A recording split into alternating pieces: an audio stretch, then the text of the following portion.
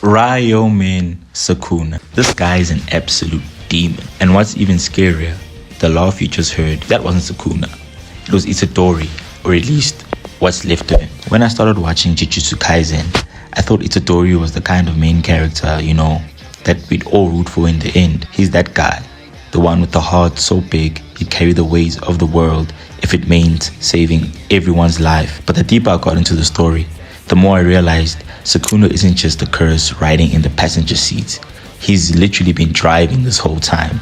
And the truth is, Sukuna wasn't ever gonna let Itadori stay in control forever. Hear me out. It's what he does without ever needing to lift a finger. When Jujutsu Kaisen starts, Itadori is exactly who you want in your corner.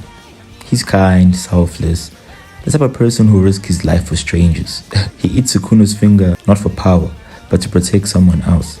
That's kind of who he is. But that moment right there was the moment Sukuna started winning. See, Sukuna didn't need a vessel. He needed someone just like Itadori, someone noble, someone with something to lose. At first, Itadori could push back. He kept his control even with all the suffering around him. But Sukuna wasn't rushing. Every curse Itadori faced, every friend he couldn't save, every moment he doubted himself, those were cracks forming in the wall. And Sukuna, he was just waiting for that moment where Itadori would hesitate long enough for him to step through. There's a reason Sukuna never panics. He knows Itadori will keep hesitating, and each time Itadori chooses mercy, Sukuna learns something about him, about what he'll never be willing to do. Then it happens. Sukuna is unleashed in full. Jogo forces him out, and Sukuna doesn't just kill. He makes a statement. Cities burn, people scream, and when Itadori comes back, all he can do is cry. That's when Sukuna really started winning. It was psychological, and that moment, that was the start of Itadori losing himself. Sukuna isn't just a villain. He's not even really a character in the traditional sense. He's a force.